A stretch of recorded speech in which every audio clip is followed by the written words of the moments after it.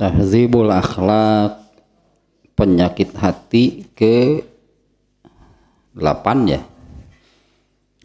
9. Riya ya, tentang riya.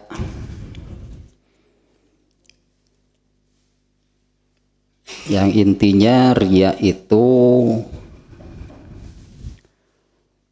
iradatu naf'id dunya minal makhluk bi amalil akhirah au bidalilihi,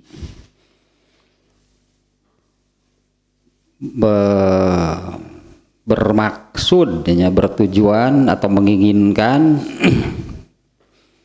manfaat keduniaan dari sesama manusia dengan amal akhirat atau dengan dalilnya.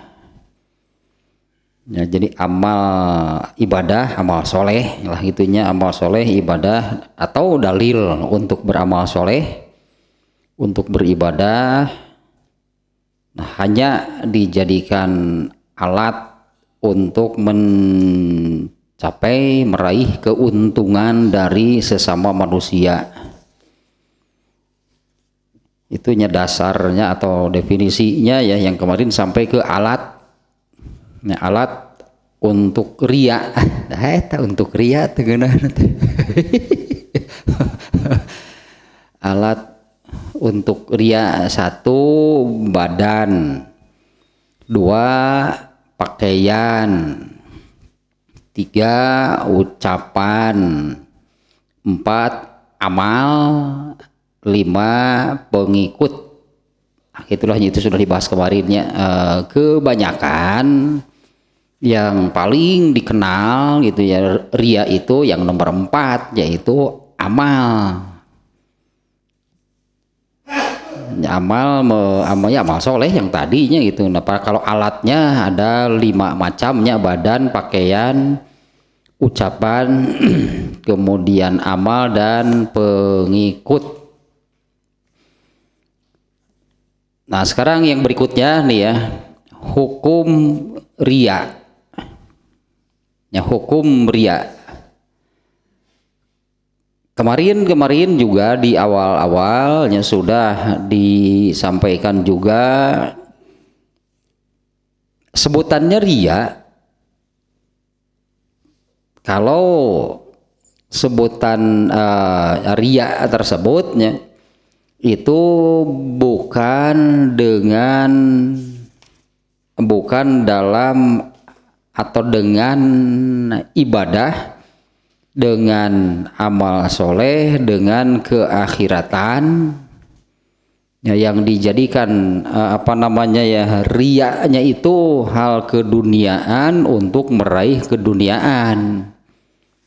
Itu tidak berdosa gitu ya, karena yang digunakannya itu hal keduniaan untuk mencari keuntungan keduniaan.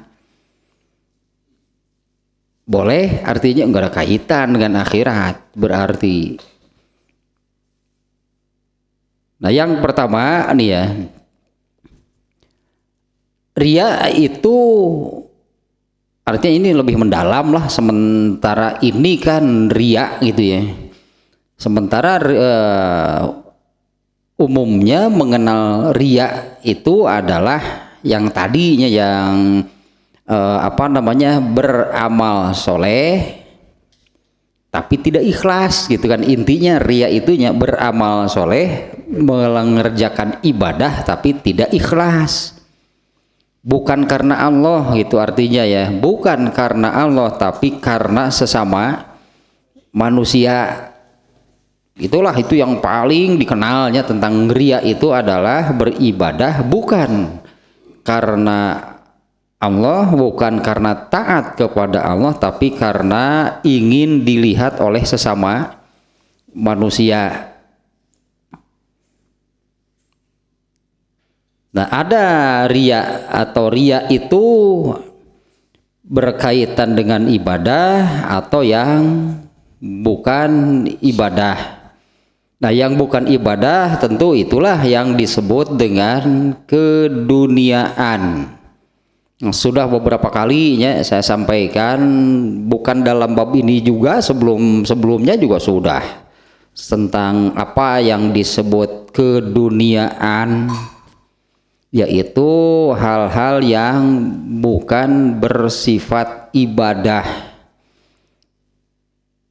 Kalau dalam ilmu usul fikih, ilmu metodologi memahami Al-Quran dan Sunnah, gitulahnya usul fikih itu metodologi memahami dalil, memahami Al-Quran dan Sunnah. Ditetapkan satu definisi al-aslu fi apa saya lupa lagi malah kaidahnya, al-ibahah.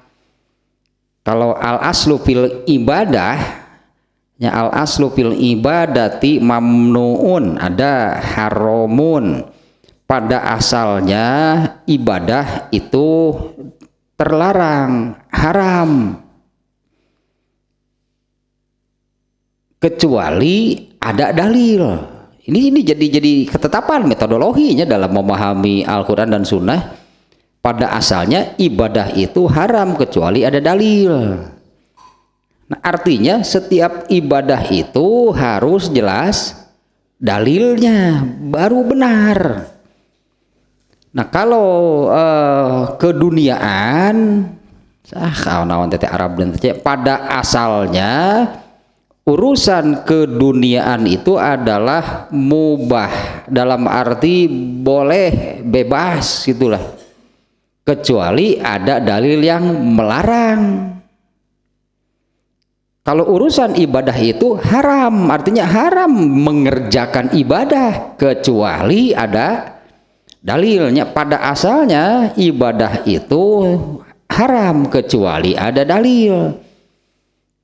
Kalau urusan keduniaan, pada asalnya urusan keduniaan itu bebas, boleh, kecuali ada dalil yang melarang, jadi haram. Nah, kalau bicara ria gitunya, dari dua hal tadi, jadi ada ria dalam urusan keduniaan, ada ria dalam urusan ibadah. Kalau ria dalam urusan keduniaan gitu ya, itu berarti ya dunia makan bebas, boleh. Urusan keduniaan, lalu seseorang itu riya dalam arti ingin terlihat oleh orang lain, mencari keuntungan dari sesama manusia, dari orang lain.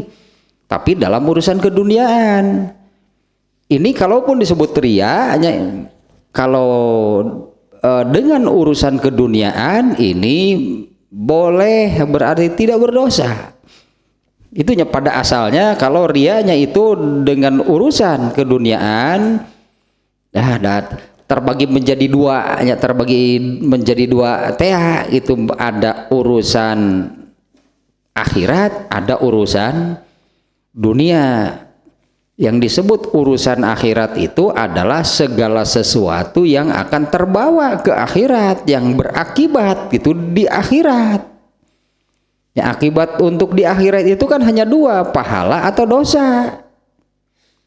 Jadi yang disebut akibatnya berakibat di akhirat, akibatnya itu adalah pahala atau dosa. Nah, kalau urusan keduniaan lepas dari hal seperti ini, artinya tidak berpahala juga tidak berdosa. Nah, itu makanya al-aslu fi apa gitunya, pada asalnya urusan keduniaan itu boleh, bebas, karena tidak berakibat, tidak berpahala juga tidak berdosa. Nah, kalau ria dengan urusan seperti ini, ya mubah, berarti boleh. Fa amriya'u bima laisa minal ibadah. Anggaplah jadi ria terbagi dua, ria dengan urusan keduniaan dan ria dengan urusan keakhiratan atau ibadah disebutnya. Nah, yang pertamanya, kalau rianya dengan sesuatu yang bukan ibadah, bukan urusan keakhiratan, itu sesuai dengan asalnya urusan keduniaan itu boleh. Nah, kalau ada orang yang ingin terlihat oleh orang lain sengaja gitunya diperlihatkan kepada orang lain dengan maksud mencari keuntungan dari orang lain, tapi dengan urusan keduniaan ya boleh, bebas, silahkan. Nah misalnya, nah ini yang ada di sini nih ya, yang contoh-contoh yang ada di sini, atau yang kudu di Arab atau yang kata suyatil imamah, seperti merapihkan imamah. Imamah teh kopiah khas Arab lah gitunya, yang pakai ke sini terus pakai dirapihkan gitu supaya terlihat oleh orang lain itu rapi. Iya itu mah bebas atuh gitu menyandoraka. Kata suyatil imamah wasya'ri, merapihkan rambut, dan bebas atuh gitu mah. Wa tahsini sawab, kemudian memakai pakaian yang bagus ya, supaya tidak terlihat buruk gitu di mata orang ya, supaya tidak tercelanya menjadi buruk, supaya orang ngerah tadi omongin batur dari kalau pakai baju sengaja yang compang-camping diomongin itu. Tapi hal-hal seperti itulah ya, kalau seseorang itu ini dicontoh di sini taswiyatil imamah wasya'ri, merapihkan imamah, merapihkan rambut, kemudian berpakaian bagus supaya tidak sareuk-seuk di mata orang teh atuh batur teh ningali teh sareuk-seuk penampilan lah gitunya. Nah ini oleh hal-hal keduniaan yang seperti ini ya, supaya iya aja tolaban lirohatil unsi bil ikhwan nya atuh ngarah batur ge resep meureun deukeut jeung urang teh jeung deukeut teh sudah penampilan pakaian seperti apa jeung barhau geus brekele lah pokona mah nya batur ge horeaman atuh deukeutna ge nya supaya gitunya nya ilah tidak mengganggu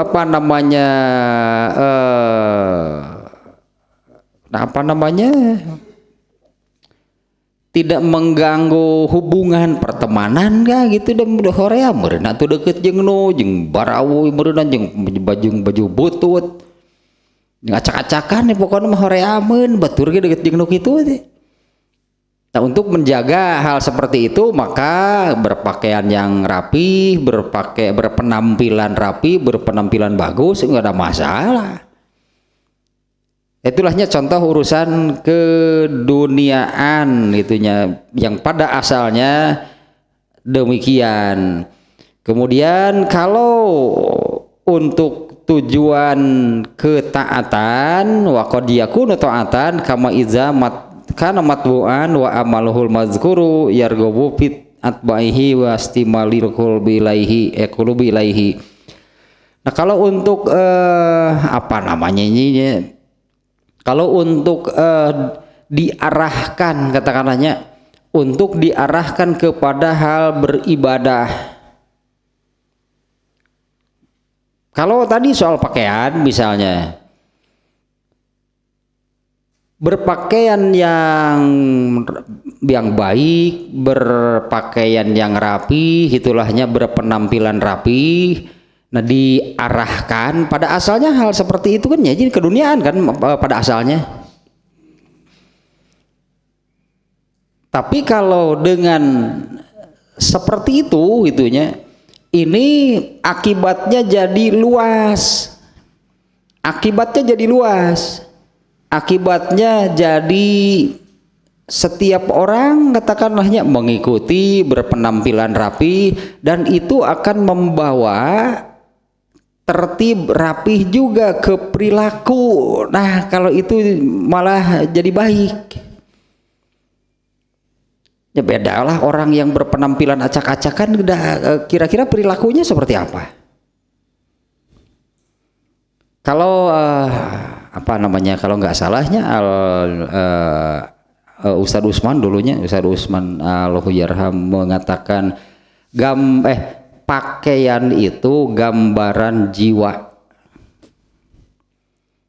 Ya, ini gambarannya, gambaran. Jadi jiwa seseorang itu seperti apa? Lihatlah dari pakaiannya,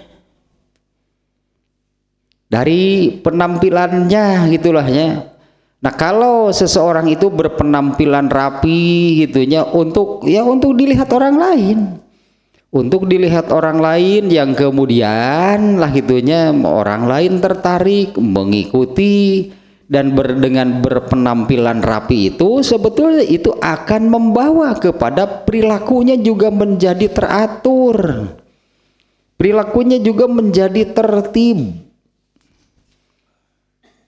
Lain kan dengan orang yang penampilannya acak-acakan, amburadul, selengean, perilakunya juga nggak jauh itu kan dari, ya karena pakaian penampilan itu gambaran dari ya jiwanya yang amburadul kan perilakunya juga amburadul pasti. Nah, kalau hal seperti itu misalnya, nah itu malah termasuk hal yang baik lahnya, ini disebut ini bisa berakibat luas gitunya kalau kemudian orang-orang mengikuti dan penampilan itu, katakanlah penampilan itu akan menjaga perilaku. Andai begini ini ya, kalau ada seseorang yang di kita dikenalnya baju takwa, baju koko, berpenampilan pakai baju takwa, baju koko, pakai peci, pakai sarung, coba perilakunya akan seperti apa? Itu kan, nah itunya kalau riaknya dengan hal yang seperti itu ini, sebutannya ria gitunya, ya itu malah bagus karena akan memberi pengaruh lahnya, memberi pengaruh kepada orang lain, memberi pengaruh yang baik kepada orang lain. Kalau pada seorang ulama mah gitunya, kalau pada seorang ulama mah pakaian itu termasuk kepada muruah tingkat tinggi. Untuk seorang ulama lah gitunya, seorang ahli ilmu itu penampilan itu muruah tingkat tinggi. Kalau nggak salah pernah saya contohkan begini, kira-kira ini jangan tanggung-tanggung lah, contohnya ulama sekaliber Imam Al-Bukhari, Imam Asy-Syafi'i, Imam Malik, kira-kira kalau mereka keluar rumah daikeun moal pakai sontog, kira-kira mereka kalau keluar rumah mau nggak pakai celana pendek? Di Imam Bukhari sok kabayangkeun Imam Bukhari keluar di kokolor, aing mah ragrag kita eta teh citra diri teh, karena itu akan membawa pengaruh yang buruk dengan mengatakan kan aduh nggak ada pantas-pantasnya lah kalau gitunya ulama sekali berimam Bukhari ketika keluar rumah kikituan, itu pengaruhnya sangat buruk. Karena kan soal model, berarti model pakaian itu keduniaan. Kalau menutup auratnya ya itu unsur agama. Nah, kalau Imam Bukhari itu keluar teh pakai kaos sangsang, terus pakai celana sontog, keluar dari rumah. Kalau urusan auratnya sudah tertutup, itu kan modelnya kan demikian. Pakai kaos oblong, super rantas pisannya Imam Asy-Syafi'i gituan.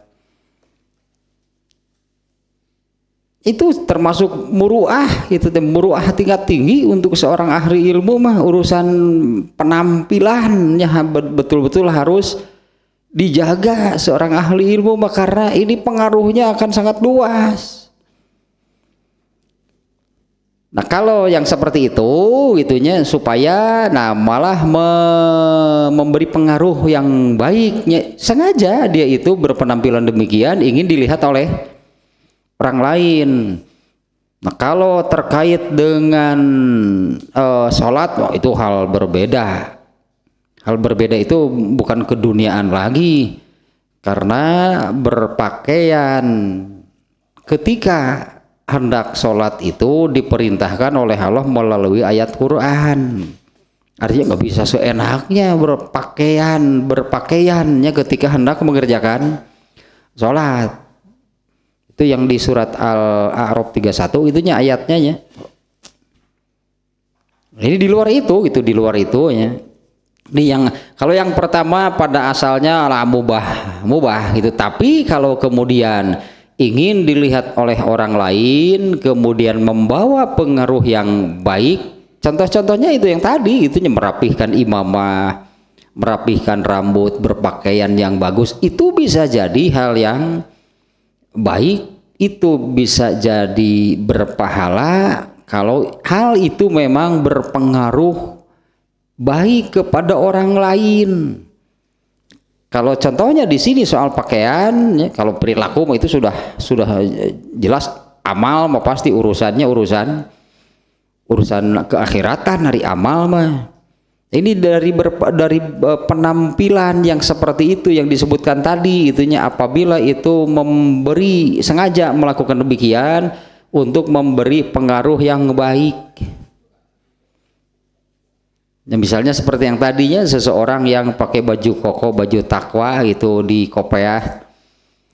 Ini kalau contohnya di lingkungan satu pesantren, ya di lingkungan satu pesantren kan pakaian santrinya demikian kan. Santri teh wajib di kopiah, teh menang lepas kopiah teh karena itu akan menjaga perilaku. Ya santri itu kan berpakaiannya seperti itu kan ya. Kalau dulu apa namanya pakai sarung, pakai baju takwa atau pakai baju koko, pakai kopiah santri teh. Itu akan menjaga perilaku.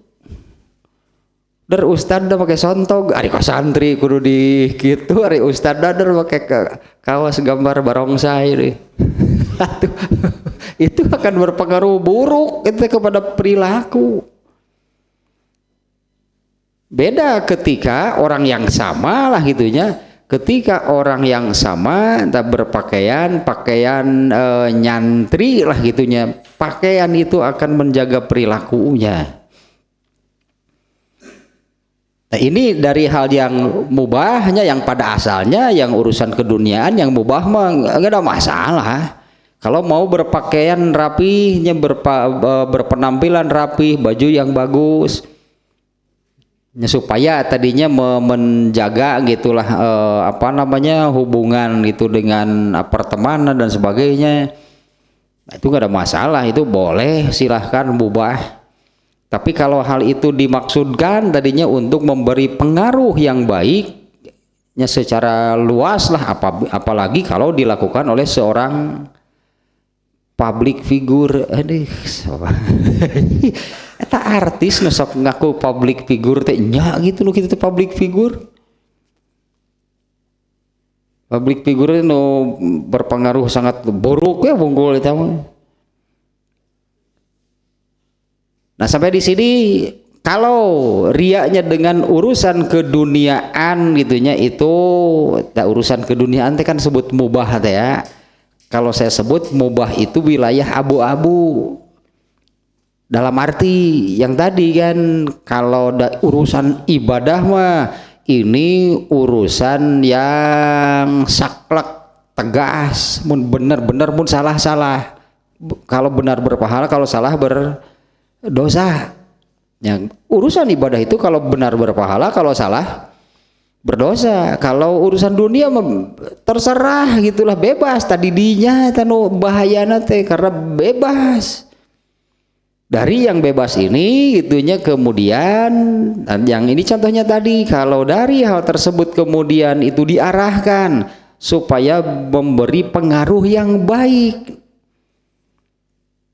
Pengaruh yang baiknya itu tadinya misalnya dengan cara berpakaian, di mana pakaian itu kan akan menjaga perilaku. Itu akan menjadinya hal yang baik, itu akan berpengaruh luas dan itu menjadi pahala. Karena mengarahkan orang kepada hal yang baik. Kalau secara ininya amar ma'ruf nahi munkar. Dengan berpenampilan seperti itu, yang terpikir itu untuk berbuat kebaikan, dan dengan berpenampilan seperti itu akan terhalang untuk melakukan kemungkaran, kan akan sampai ke sana. Kalau sampai ke sana, ini sudah urusan amar ma'ruf nahi munkar, itu ada pahalanya. Nah, kemudian yang kedua sekarang dia, adapun ria urusan ibadah, nah yang sudah jelas-jelas ibadahnya yaitu sholat, saum, sedekah gitu ya, maka tidak ada kata lain gitunya kalau rianya dengan urusan ibadah itu membatalkan ibadahnya. Yubtilu ibadatahu. Jadi bukan ibadah, artinya kan membatalkan ibadahnya, padahal yang dilakukannya ini adalah ibadahnya. Yang dilakukannya itu ini berupa ibadah, yang dilakukannya itu sebetulnya ini amal soleh yang mestinya berpahala kalau dilakukan, tapi karena melakukannya itu ria, maka batal sebutan amal solehnya batal.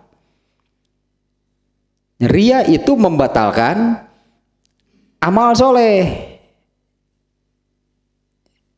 Misalnya kan tadi contohnya mau sholat, saum, zakat, haji, itu yang jelas-jelas ibadah nih ya. Sholat, saum, zakat. Kalau ada seseorang mengerjakan sholat, dia kerjakan sampai selesai. Bahkan kan kalau orang yang ria sholatnya kan mantap luar biasa. Belegug jelema dasar. Belegug nanti hari ingin dilihat oleh manusia, mantap sholat nanti. Apa dia nggak sadar bahwa di setiap ibadah bahkan itu dilihat oleh, nah harusnya kalau ibadah ingin mantap, ingin sebaik-baiknya itu untuk dilihat oleh Allah, bukan oleh manusia. Dan sholat ria mah aneh. Kalau dianya ikan rianya ingin dilihat oleh sesama manusia, luar biasa sholat nanti mantap tah. Tapi apa sholat yang sedemikian bagusnya itu ibadah? Taitan batal sebutan ibadahnya yang dilakukannya itu bukan ibadah. Padahal gitu, tentunya benar nggak kalau ada orang yang ria sholatnya malah jadi luar biasa bagusnya. Tapi kalau sedang tidak ria, entah di depan orangnya atau apalagi kalau sholat sendiri, gitu, sholat sendiri wah, tetas itu belegu. Harusnya yang ingin mengerjakan ibadah sebaik-baiknya, mengerjakan ibadah sebagus mungkin itu, nah ketika kita persembahkan, kita perlihatkan kepada Allah, bukan kepada manusia. Aneh mata nuria. Aneh nuria mah kalau dilihat oleh manusia, wah sholatnya baru. Itu membatalkan ibadah, artinya yang dilakukannya itu bukan ibadah. Nilainya berarti apa? Namanya sebutannya yang dilakukannya pada sholat kan, sholat, saum, zakat, zakat, sedekah, apalah gitunya. Yang namanya ibadah kalau dilakukannya karena ria, maka yang dilakukannya itu disebutnya berarti itu bukan lagi ibadah. Yang dilakukannya tetap hal yang sama, sholat, zakat, haji, sedekah misalnya, tapi ketika dilakukan melakukannya karena ria itu bukan ibadah.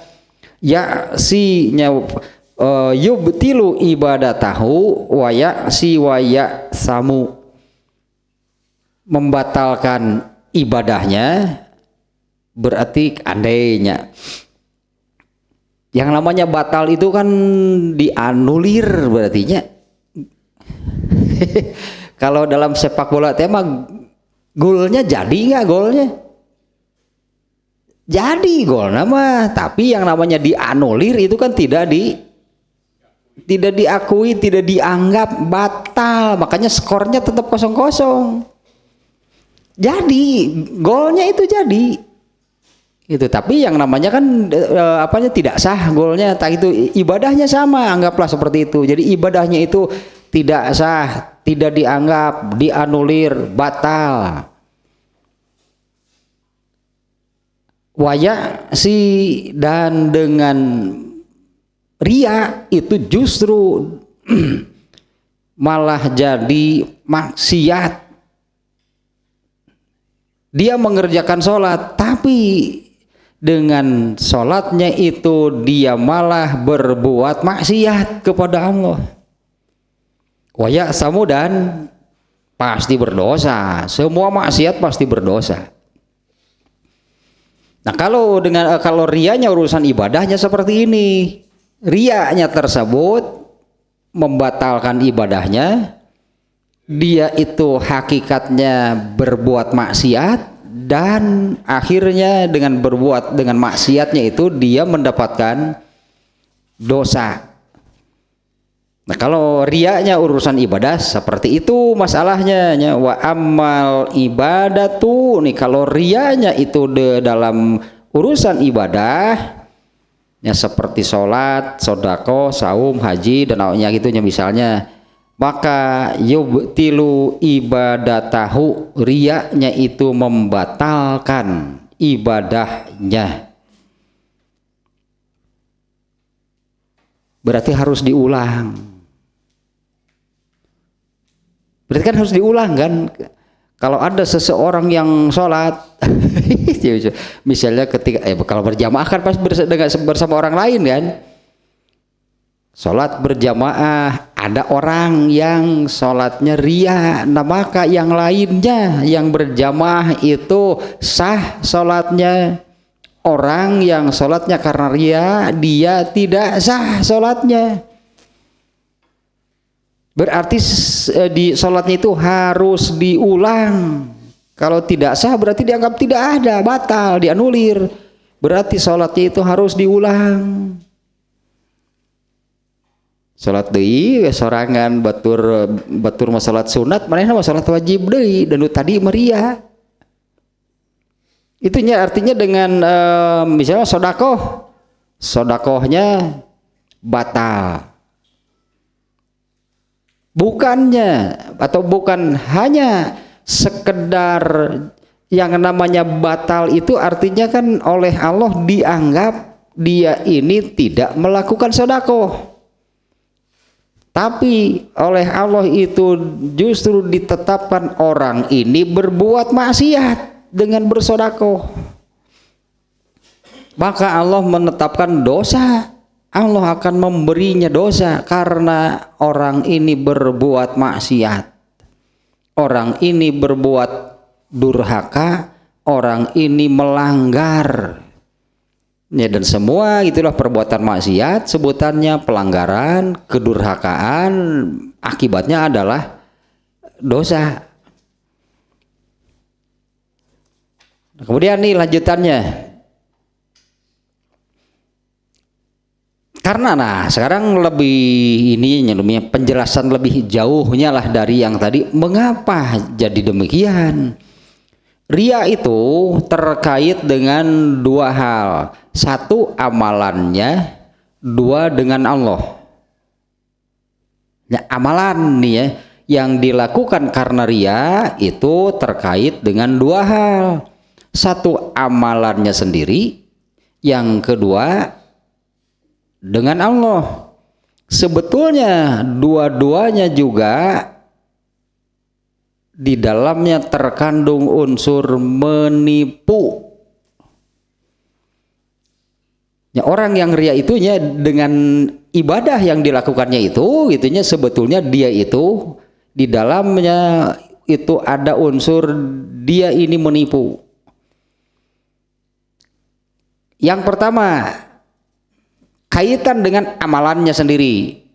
Ya, amalan yang dilakukan karena ria itu hakikatnya talbisun wal munkaru li annahu khayyala ilaihim annahu mukhlisun muti'ullahi wa laisa kadzalik. Ini nih unsur ibadahnya itunya, apa yang dilakukannya itu menipu karena dia itu bahasa kitanya apanya, talbis itu rancu, mungkin bahasa kitanya jadi rancu, pabelit, pabaliut, papoket, tepuguh, terjelas gitulahnya talbisun teh. Dan itu kemunkaran ya, eta teh talbisun teh penipuan gitunya, penipuan. Dan itu kemungkaran karena amalannya itu mengesankan kepada manusia bahwa dia itu orang yang benar-benar taat kepada Allah. Karena kan tadi kalau dilihat manusia justru ibadahnya jadi mantap, jadi luar biasa.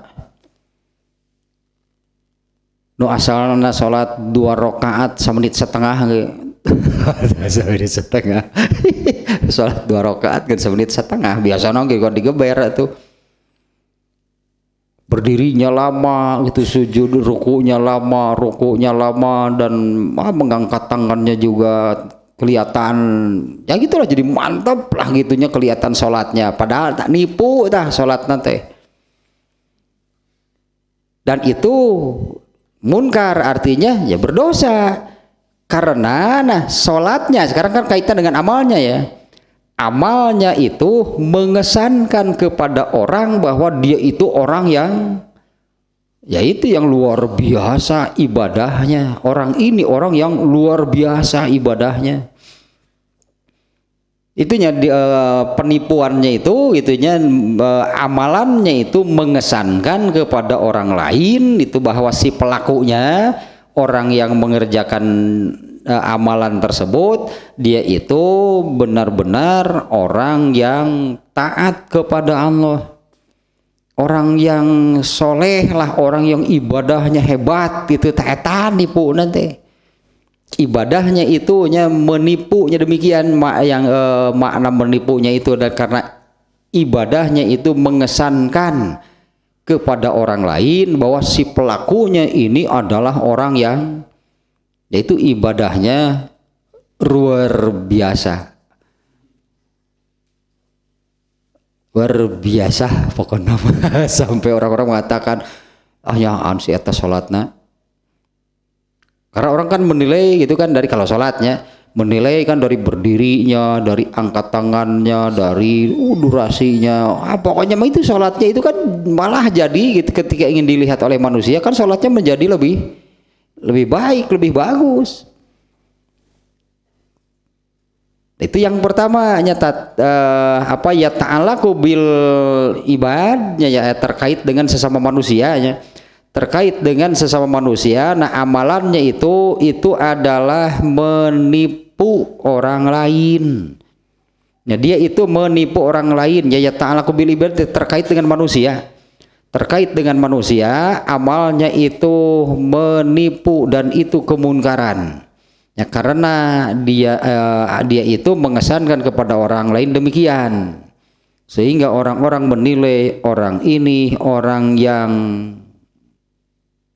soleh lah gitunya, orang yang soleh, orang yang ibadahnya luar biasa. Itu yang pertama. Kemudian yang kedua nih, yang terkait dengan Allah taye ya apa namanya yang lebih itu, yang lebih berat nih masalahnya nih. Karena apa namanya tadinya pada ibadah yang dilakukan karena ria, di situ ada penipuan, menipu manusia juga menipu Allah. Tayyib yang lebih beratnya dia yang kedua nih, menipu Allah. Seperti ini masalahnya. Apabila seseorang dia itu ria itu kan mengerjakan ibadah, tapi yang dituju, yang dimaksud yang dituju, yang dimaksud itu adalah sesama manusia. Itu disebutnya fahuwa mustahziun billah. Dia ini menipu dan mempermainkan Allah. Nah, karena yang namanya ibadah itu kan yang tadinya kalau dalam definisi dalam ilmu usul fikih itu pada asalnya ibadah itu haram. Sekarang kalau kita melihat dari agama yang berbeda lahnya, agama selain Islam, pada agama manapun ya yang ada hari ini ternyata kan ribuan agama yang ada hari ini di seluruh dunia itu ribuan. Pada setiap agama yang ada itu pasti ada ritual ibadahnya. Ya, ada ritual ibadahnya ya, di setiap agama yang ada itu di dalamnya ada ritual. Ada, kalau ada agama tanpa ritual ibadah menurut agama naon pasti dianggap bukan agama.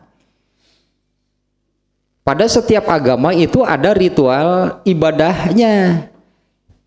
Nah, kalau definisi tadi menyebutkan pada asalnya ibadah itu adalah haram. Berarti semua yang dilakukannya itu pada asalnya ibadah itu adalah haram kecuali kalau ada dalil yang memerintahkannya. Ya misalnya kalau seseorang mau beribadah kepada Allah terus harus bagaimana? Kalau seseorang mau beribadah kepada Allah dia harus bagaimana?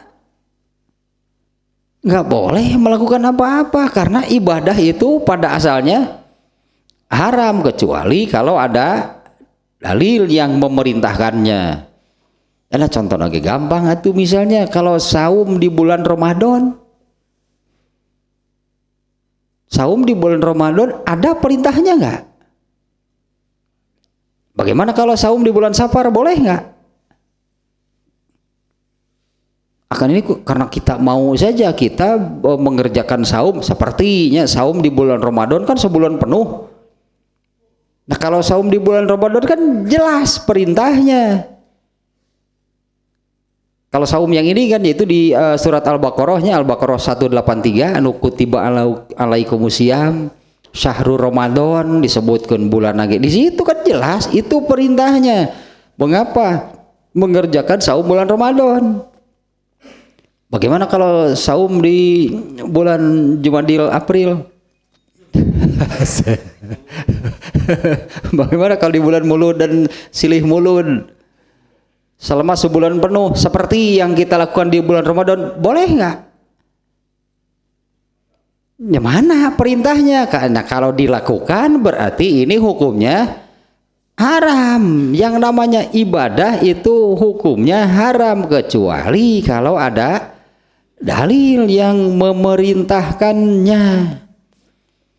Nah sekarang ini Ria ini melaksanakan sesuatu yang benar nih. Ini ibadah yang benar.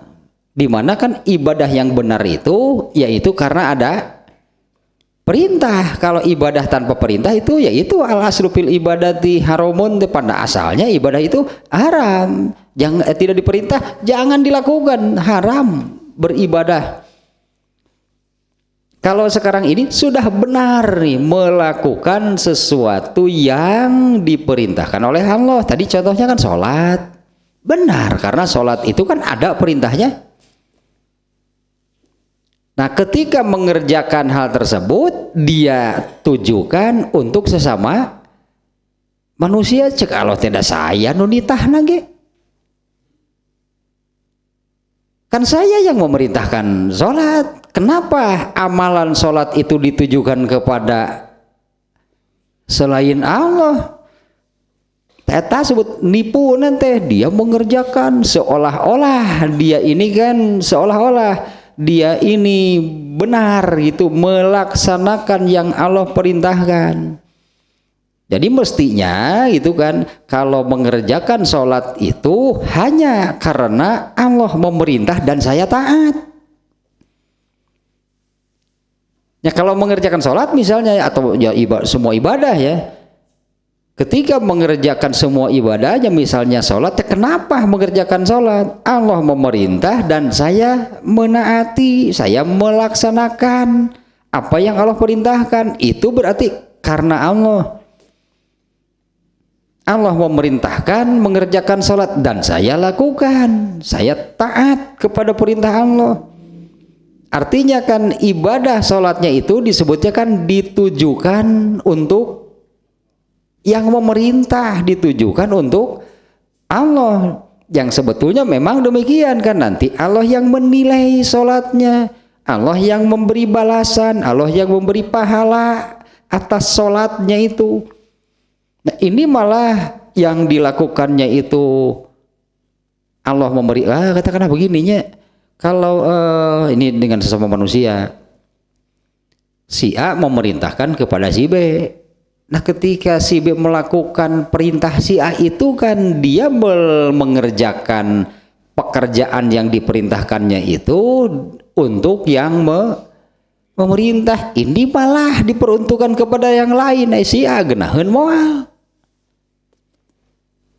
Ya, si A memerintahkan melakukan satu pekerjaan kepada si B, tapi si B ini ketika melakukannya bukan untuk ditujukan kepada si A yang memerintah, tapi malah ditujukan kepada orang lain.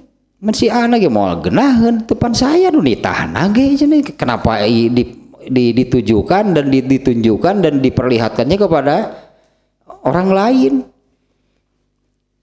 Sebetulnya tenggil curu ke siapa? Udah saya nu nitahna, saya nu rek ngagajihna, nu mayarna. Tapi malah pekerjaannya itu ditujukan kepada si C dan dia ingin dibayar mencari keuntungan dari si C kan. Ini si A yang memerintah pasti sebetulnya udah mau genah atau digitukan mah. Nah maka di sini disebutnya hanya biar bagaimanapun apabila seseorang mengerjakan sesuatu yang ini adalah ibadah, jadi berarti kan yang namanya ibadah itu adalah sesuatu yang diperintahkan oleh Allah, karena pada asalnya ibadah itu haram, tidak boleh kecuali ada perintah. Kalau sholat ibadah bukan, ya karena ada perintahnya. Pada asalnya sholat nggak boleh.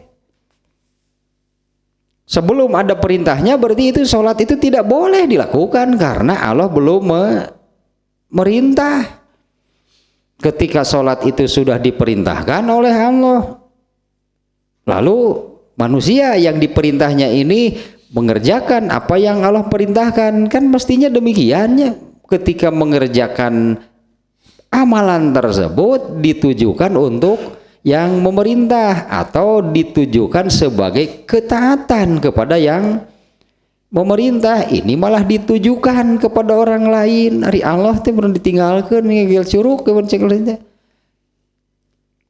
Nah ini mempermainkan, mustahziun billah, ini adalah mempermainkan dan menipu Allah.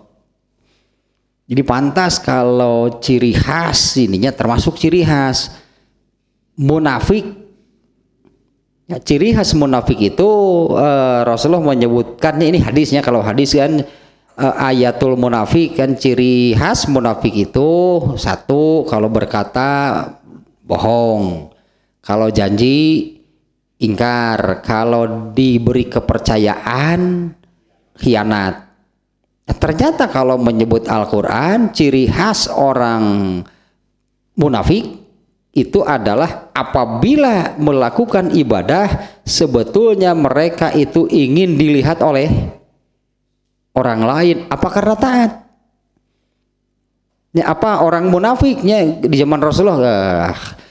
Yang disebut munafik oleh Quran dan hadis lah itunya. Yang disebut munafik oleh Al-Quran dan hadis itu adalah orang kafir yang berpura-pura masuk Islam. Jadi ketika mereka sholat, mereka taat kepada Allah bukan? Mana ada kafir taat? Tapi mereka kan mengerjakan sholat berjamaah bersama Rasulullah dan para sahabat. Ta eta nu disebut allazina hum yurauna. Mereka itu salatnya itu hanya untuk dilihat oleh Rasulullah dan para sahabat, dengan maksud tadi keuntungan bagi mereka. Tidak diketahui bahwa sebetulnya mereka itu adalah kafir. Eta Abdullah bin Ubay dan kawan-kawan, mereka itu kan kaum munafik disebutnya. Jadi hakikatnya mereka itu siapa? Mereka itu orang-orang kafir yang berpura-pura masuk Islam. Allazina hum yuraun, yaitu orang-orang yang dengan atau semuanya dengan semua ibadah yang mereka lakukan, mereka itu hanya ingin dilihat oleh sesama manusia. Kalau saat itu ingin dilihat oleh Rasulullah dan para sahabat. Seperti apa salat mereka? Tadi di surat An-Nisa ayat sebarat teh anu nikah tingali teh salatna teh teu harap teu pikahayangeun salatna teh. Dan memang teu hayang meureun. Sebetulnya kan memang mereka kan tidak ingin mengerjakan sholat. Ayat naon eta teh di surat An-Nisa teh An-Nisa 100 sabaraha gitu teh, atau 42 43 gitu. Nah kita cari dulu lebar ya ayat eta ye.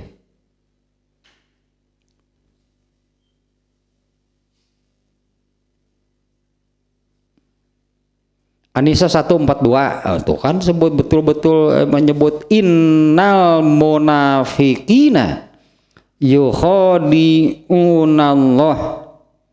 Jadi ria ini termasuk ciri khas munafik. Nah kalau di ayat tadi kan ayat hadis tadi Rasulullah menyebutkan ciri-ciri munafik itu kan kalau berkata dusta, kalau berjanji ingkar, kalau diberi kepercayaan khianat, tah hiji deui kalau melakukan ibadah ria ta eta. Artinya orang Islam sekarangnya, kalau orang Islam yang berdusta, orang Islam berbohong, ada nggak orang Islam yang bohong? Banyak banget sebutan nanti. Sabrag-abrag. Dia ini mengikuti orang munafik. Kalau sahabat nggak ada satupun yang berani berdusta. Para sahabat tidak ada satupun yang ingkar janji, karena itu munafik yang demikian. Para sahabat ada yang khianat kalau dipercaya, nggak ada. Para sahabat ada yang ria ketika ibadah, nggak akan ada, karena itu tadi ininya. Kalau itu kan hadis tadinya ada 3 ciri khas munafik. Kalau menurut Quran ketika beribadah mereka itu allazina hum yurauna, mereka itu orang-orang yang sholatnya, ibadahnya itu hanya ingin dilihat oleh orang lain. Kalau munafik yang di zaman Rasulullah itu kan Abdullah bin Ubay dan kawan-kawan ikut sholat, ikut berjalan ngabring ke peperangan. Nah ternyata maksudnya juga mau terus mempengaruhi beberapa orang sahabat di tengah jalan. Wah perang maripu semen paeh kumaha dan sebagainya. Ada sahabat yang terpengaruh. Nah ini contohnya ayat 142 nih, An-Nisa 142. Innal munafiqina yukhadi'unallah. Sesungguhnya orang-orang munafik itu mereka itu orang-orang yang membohongi Allah, menipu Allah. Wa huwa khadi'uhum, padahal Allah lah sebetulnya yang menipu mereka. Allah ini asa teu geunah ini ieu teh. Padahal Allah lah, jadi sebetulnya Allah akan membalas gitunya usaha tipu daya mereka gitu. Maksudnya tanya di sini Allah akan membalas usaha tipu daya mereka. Tegenah padahal Allah nipu. Banyak Allah nipu. Ya bahasa teu geunah kieu. Di sini pun terjemahnya mereka sesungguhnya orang-orang munafik itu menipu Allah, membohongi Allah, dan Allah akan membalas tipuan mereka. Wa iza qamu ila sholati qamu kusala. Apabila mereka sholat, mereka mengerjakannya dengan malas. Ya asal, artinya sedikit lagi ayatnya. Qamu kusalanya, mereka berdirinya dengan malas, asal-asalan. Karena maksudnya pun yuraunan nasa, dan mereka maksudnya hanya supaya dilihat oleh orang lain. Karena kalau tidak ikut sholat di zaman Nabi mah pasti ketahuan. Kalau tidak ikut sholatnya, tidak berjamaah dengan Rasulullah, pasti ketahuan. Munafik berarti, kenapa ada munafik memoal? Sebenarnya mah sholat nangge. Mereka mengerjakan sholat itu hanya untuk terlihat, dilihat oleh Rasulullah dan para sahabat, supaya tidak ketahuan gitulahnya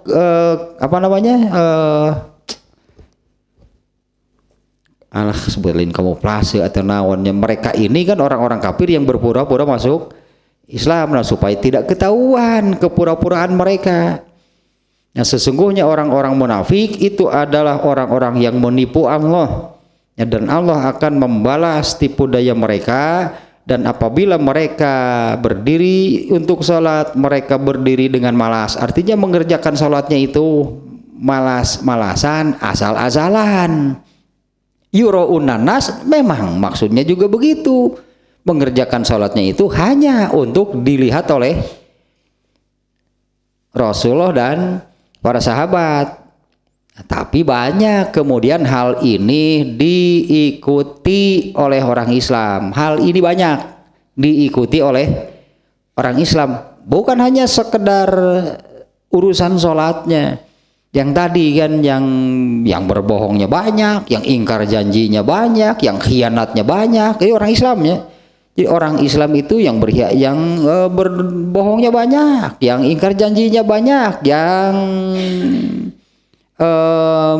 berkhianatnya banyak, yang riaknya bukan hanya ria, yang asal-asalannya, yang malas-malasan kalau sholat banyak nggak orang Islam?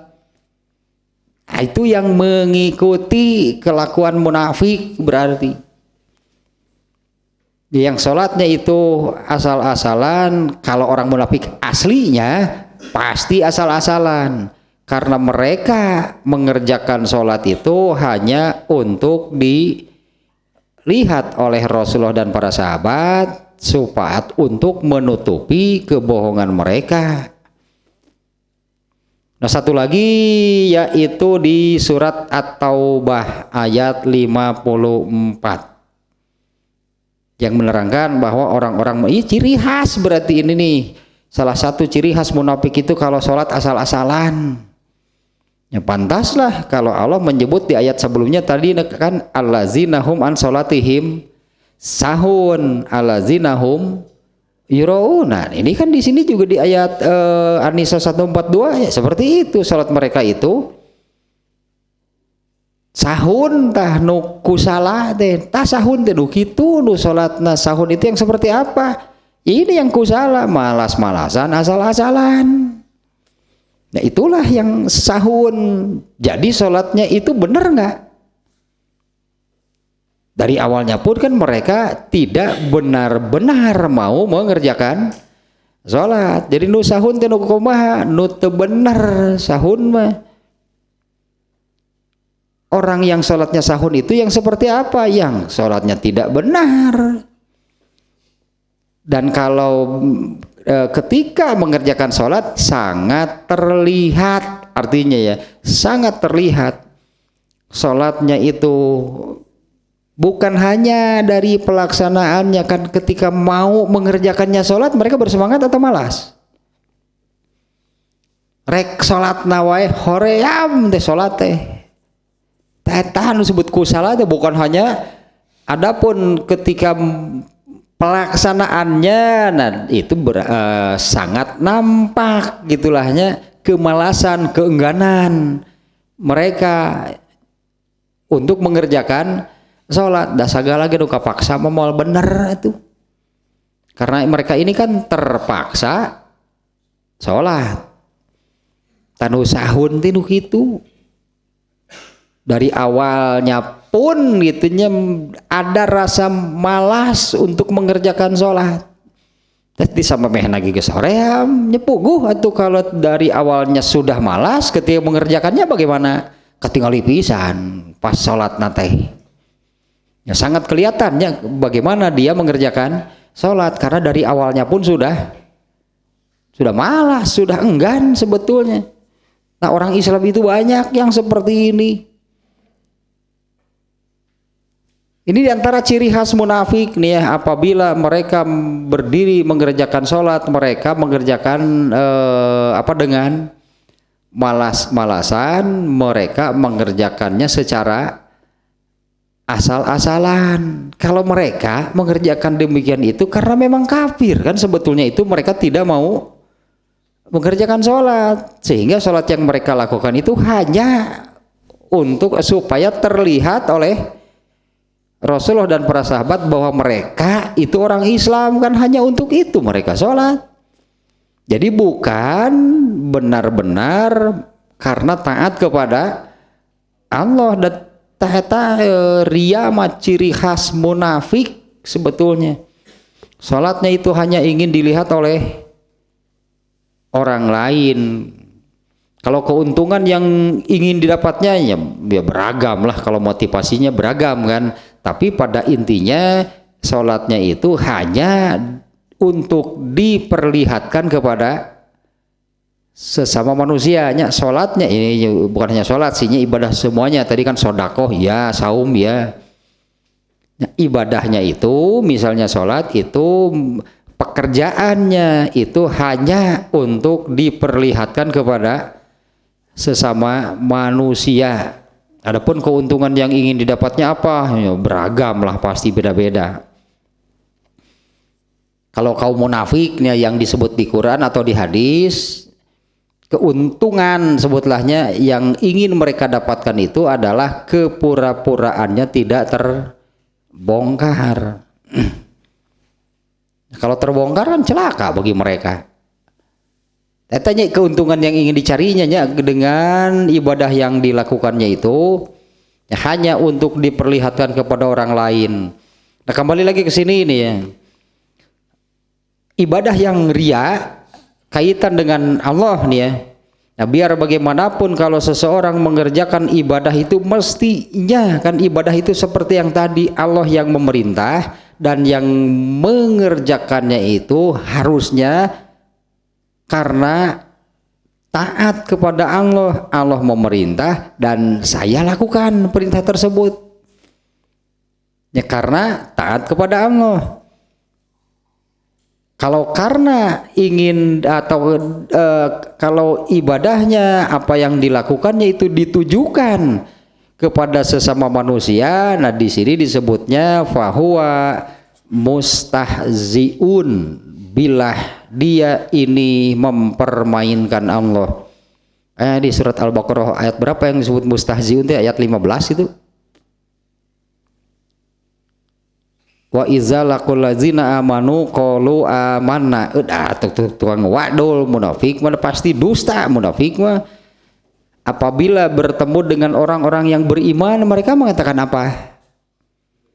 Gitunya wa iza laqul ladzina amanu qalu amanna. Apabila bertemu dengan orang yang beriman mereka mengatakan kami beriman. Wa iza kholau ila syayatinihim, tapi jika mereka itu berkumpul dengan setan-setan mereka, dengan grupnya, kalau mereka mengatakan inna ma'akum, oh kami ini bersama kalian, inna nahnu mustahziun. Tata kata mustahziun tanya kami ini mengatakan beriman itu hanya main-main. Inna nahnu mustahziun. Ada makanya ciri khasnya tadi kan ciri khas nomor 1 yang disebut oleh Rasulullah, ciri khas munafik itu adalah kalau berkata bohong, pasti dusta. Dusta nah tah Ayo nu ngabohongna mah urusan naon pokokna mah dusta, itu ciri khas munafik. Mereka ini kan sampai ke urusan akidah pun, kan ini urusan akidah. Kalau bertemu orang beriman, mereka mengatakan kami beriman. Tapi ketika berkumpul dengan di kelompok mereka sendiri, innama nahnu mustahziun, Allahu yastahzi'u bihim. Nah, padahal Allah lah sebetulnya yang menipu mereka. Tegenah tapi diterjemah gitu teh. Allah nipu. Allah akan membalas tipu daya mereka nya. Wallahu yastahzi'u bihim wa yamudduhum fi tughyanihim. Justru Allah melanggengkan mereka berada di dalam kesesatan mereka. Kemudian catatan berikutnya ya.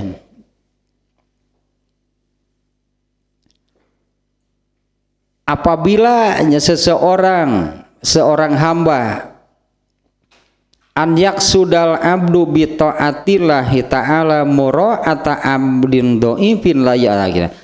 Ria itu hakikatnya seseorang melaksanakan perintah Allah. Seseorang itu semestinya melaksanakannya itu karena taat kepada Allah.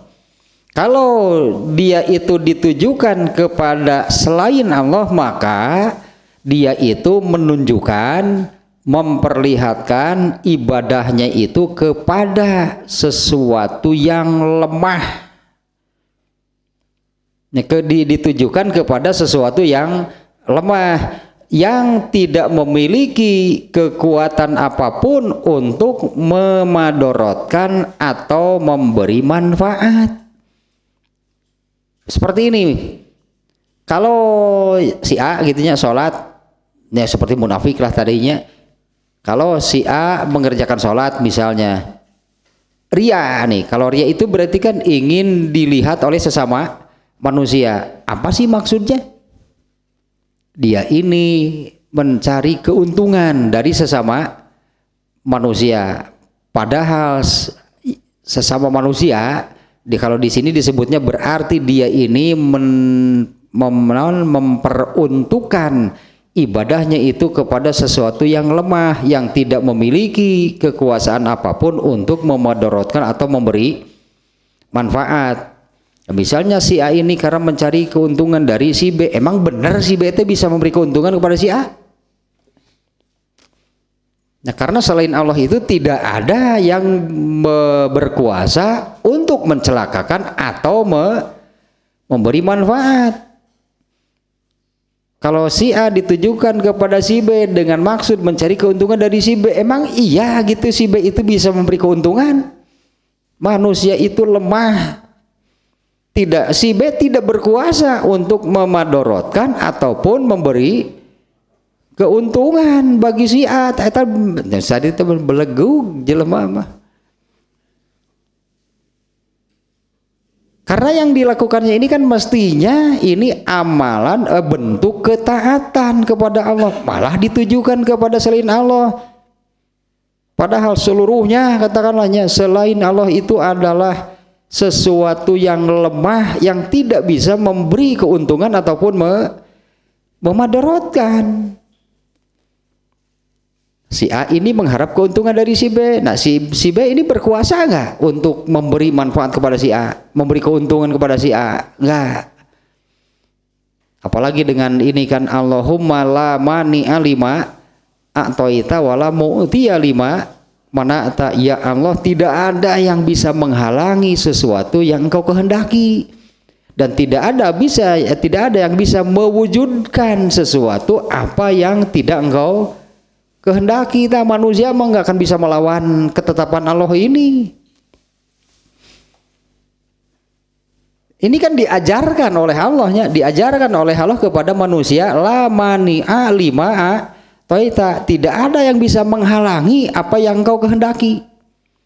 Wala mu'tiya lima mana'ta, tidak ada yang bisa mewujudkan apa yang tidak dikehendaki oleh Allah. Nah sekarang si A mencari keuntungan dari si B, kalau Allah tidak menghendaki bisa nggak terwujud? Lemah, selain Allah mah nggak bisa gitu memberi keuntungan ataupun madorotkan.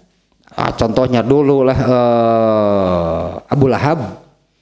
Abu Lahab ini kan setiap hari kan berusaha untuk mencelakakan Rasulullah. Kejadian nggak? Nggak pernah Rasulullah celaka oleh ulah Abu Lahab. Dengan menabur duri di jalan misalnya yang biasa dilalui oleh Rasulullah, ternyata Rasulullah itu berjalan lalu lalang di situ sugan pernah kacugak ente. Ya itu kan karena Allah tidak menghendaki apa yang diinginkan oleh Abu Lahab. Abu Lahab nggak bisa mewujudkan keinginannya karena Allah tidak menghendaki. Jadi seperti ini hakikatnya, apabila seseorang ria, sebetulnya dia itu memperuntukkan, memperlihatkan, menunjukkan ibadahnya itu kepada sesuatu yang lemah, kepada sesuatu yang tidak bisa memberinya manfaat dan madorot apapun. Dosanya di mana? Artinya orang yang demikian itu mengira bahwa sesama manusia itu memiliki kemampuan untuk mewujudkan apa yang dia inginkan dari selain Allah gitunya. Dia mengira bahwa sesama manusia itu bisa mewujudkan apa yang dia inginkan. Kalau berharap kepada Allah mah pasti Allah mah amat sangat berkuasa mewujudkan apapun. Dan dosanya ini adalah mengira bahwa selain Allah itu bisa mewujudkan apa yang dia harapkan. Karena kan dia mengharapkan keuntungan. Dia mengira bahwa orang itu memang bisa memberi keuntungan yang dia inginkan. Kenapa tidak berharap kepada Allah yang demikian, malah berharap kepada sesama? Tak dosa besar nama. Kenapa? Musyrik. Kenapa ria ini dikategorikan sebagai musyrik? Memang bukan musyrik yang menyekutukan TH-nya, tapi di sini kan memang sudah memunculkan sesuatu selain Allah dan menganggap bahwa sesama manusia ini bisa mewujudkan seperti Allah, meren gitulahnya. Dianggap manusia ini bisa mewujudkan apa yang dia inginkan seperti Allah yang memang bisa dan berkuasa. Palingan disebut syirik kecil karena memunculkan selain Allah, yaitu manusia yang dianggap bisa mewujudkan apa yang dia harapkan, dia inginkan, yaitu mengharap, mencari, menginginkan keuntungan dari sesama manusia. Emang ujal mah bisaeun cek Allah teh. Teta dosa besar nama ria teta. Itu ada hadisnya, ar-riya'u itu syirkul asgor. Ria itu syirik kecil. Nah ria teh dubieu tah makna ria natenya. Mestinya amal ini ditujukan kepada Allah karena amal ini Allah yang memerintah. Kalau melaksanakan perintah Allah silahkan berharap kepada Allah karena Allah bisa mewujudkannya. Dina bab naonnya anu roja teh. Oh kita berikok kemarin kan ya berharaplah kepada Allah karena Allah itu mampu untuk mewujudkannya. Ini amalannya Allah yang menetapkan, Allah yang memerintah, tapi dari amalan tersebut dia tujukan kepada sesama manusia dengan maksud mendapat keuntungan dari sesama manusia. Tak iya syirik namanya. Karena dia memunculkan sesuatu selain Allah, dianggap bisa mewujudkan apa yang diinginkan seperti Allah yang memang bisa, Allah yang memang berkuasa mewujudkan apapun. Tak ia memunculkan selain Allah yang dianggap bisa mewujudkan apa yang dia inginkan. Katanya makna hadis itu ada hadis yang menyebutkan ar-riya'u syirkul asgornya, ria itu syirik kecil. Tadinya tah makna syiriknya yang barusan, yaitu memunculkan sesuatu selain Allah yang dianggap bisa mewujudkan apa yang dia inginkan, seperti kalau sebagaimana Allah itu memang mampu berkuasa untuk mewujudkan apapun, dia menganggap ada yang lain yang juga bisa mewujudkan keinginannya. Nah, padahal itu kebodohan, gitu teh, kebodohan. Paingan Ali bin Abu Thalib teh etanya untuk meredam ria. Ali bin Abu Thalib di antara nasihatnya kata-kata mutiara, sudah disebut kata-kata mutiara. Aku ini sudah mengalami berbagai macam kepahitan hidup, dan yang paling pahit di antara semuanya itu adalah berharap dari sesama manusia. Mata ulah iya tah ria nu kitu teh. Ya, aku sudah mengalami berbagai macam kepahitan hidup, dan yang paling pahit itu dari semuanya itu adalah berharap kepada sesama manusia. Nah, kalau berprinsip seperti itu pasti terhindar dari ria. Kenapa? Berharap dari sesama manusia itu hal yang menyakitkan, paling pahit dibandingkan dengan kepahitan hidupnya dibandingkan dengan kepahitan hidup manapun. Ini ternyata kan dalam, berartinya itu teh maksud Ali bin Abu Thalib teh ya, supaya manusia itu kan terhindar dari ya, apalagi kalau yang dilakukannya itu ibadah lalu berharap keuntungannya dari sesama manusia, kermah perih berharap dari sesama manusia teh. Dan juga tadi kan satu membatalkan ibadahnya, dua justru dia ini jadi dikategorikan berbuat maksiat dan itu berbuah dosa. Itu yang tadinya awalnya kalau ria urusan ibadah seperti itu, rianya itu membatalkan ibadahnya, justru dengan yang dilakukannya itu jadi berbuat maksiat dan buahnya itu adalah dosa. Nah, ini ya syiriknya di sini nih, makna yang barusan.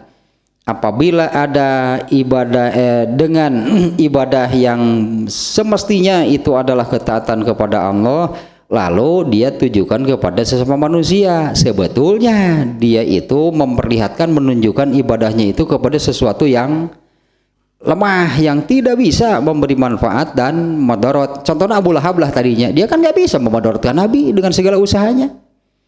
Jadi manusia itu tidak bisa memberi manfaat ataupun madaratkan. Nah, dia mengira bahwa yang demikian lemah gitunya, manusia yang lemah itu mampu mewujudkan apa yang dia inginkan.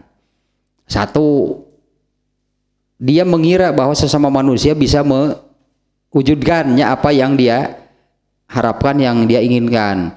Yang kedua, masalahnya manusia lebih berharga dibandingkan dengan Allah. Menurutnya manusia lebih berharga dibandingkan dengan Allah, lebih bernilai.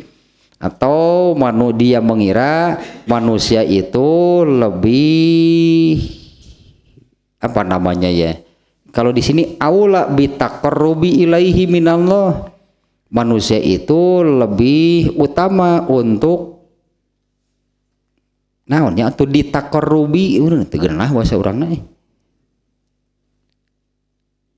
Ya, artinya untuk lebih diperhatikan, untuk lebih diutamakan dibandingkan dengan Allah. Ya, kenapa ibadah ini ditujukan kepada sesama manusia? Artinya dia menganggap manusia yang harus lebih dahulukan, diutamakan, diperhatikan, sehingga ibadah saja ditujukan untuk sesama manusia. Katakan pelecehan, merendahkan Allah sedemikian rupa sebetulnya, karena manusia menjadi yang lebih diutamakan, lebih diperhatikan, lebih diperlukan nya id asaro ala robil abdi fauqal maula bahaya iya berarti nya ini hakikatnya nya ria seperti ini.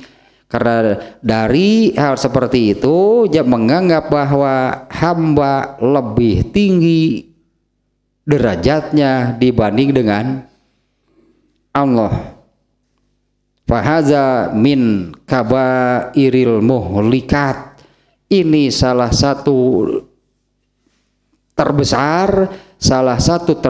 dari yang mencelakakan. Ini salah satu hal besarnya, yang bahkan yang terbesar, salah satu dari yang terbesar gitu yang mencelakakan manusia. Nah, itu karena hakikat itu, hakikatnya jadi seperti itu. Manusia yang lebih dipentingkan, diutamakan, diperhatikan, artinya menganggap manusia lebih tinggi derajatnya dibanding dengan Allah. Wa hadza min kabairil muhlikat. Ya ini di antara hal terbesar yang mencelakakan manusia. Dah, satu lagi ya. Dua hiji ya.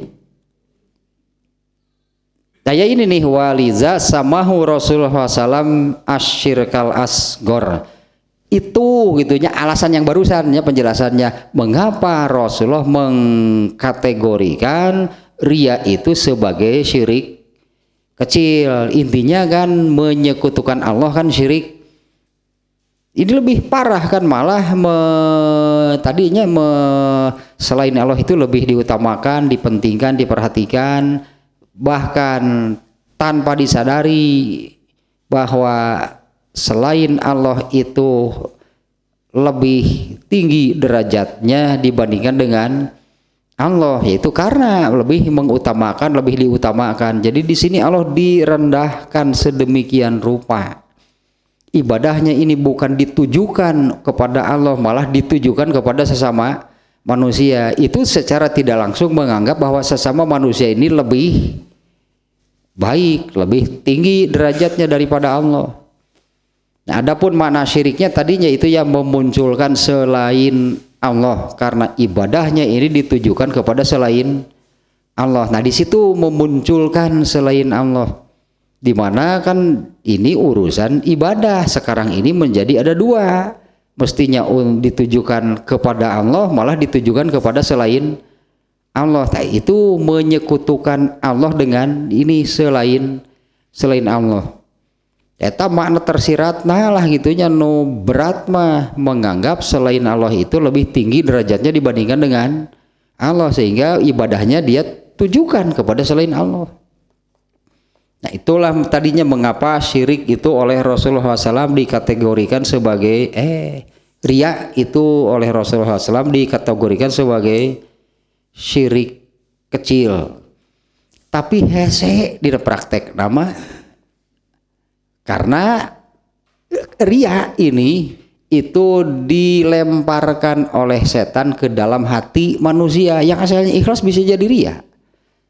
Tiba-tiba muncul ria di dalam hatinya. Ketika sholat sendirian mah dia biasa ngegas, ngegeber.